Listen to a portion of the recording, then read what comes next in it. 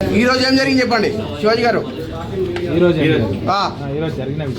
జరిగిన విషయం ఏంటంటే తప్పులేదు, ఆయన అభిప్రాయాన్ని నేను గౌరవిస్తాను. నేను పొరపాటు చేశానని చెప్తున్నాను.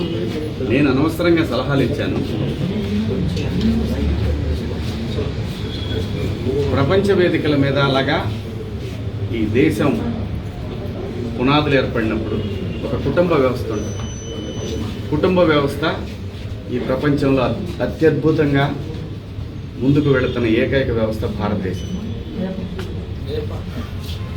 ఈ భారతదేశంలో ఎవరు ఎలా బతకాలనేది రాజ్యాంగం నిర్దేశిస్తుంది, నేను కాదు.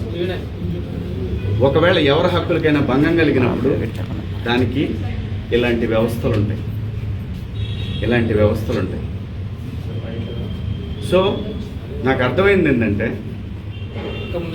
సలహాలు ఇవ్వటం మానుకోవాలి, సలహాలు ఇవ్వటం, మంచి మాటలు చెప్పటం మానుకోవాలి. ఎవరిదాడికి తెలుసు. ఇక్కడ అదే చెప్తాను. ఒక్క నిమిషం, నేను చెప్పాలనుకుని చెప్పండి. మళ్ళీ అంటే నేను అనేది దీన్ని ఇంతటితో ముగించుదామని, ఈ డిస్కషన్ ఇంతటితో ముగిద్దామని చెప్తున్నాను. ఎవరి అభిప్రాయాలు వాళ్ళకి తెలుసు. ఇక్కడ మంచి మాటలు చెప్పాను, చెడ్డ మాటలు చెప్పాను అనే దానికి బ్యారియర్ లేదు. Very clear. నేను వాళ్ళు అడిగిన వాటికి సమాధానాలు ఇచ్చాను. వాళ్ళు మళ్ళీ ఏదన్నా ఉంటే నాకు కాల్ చేస్తూ ఉన్నారు, నాకు మెసేజ్ పంపుతా ఉన్నారు.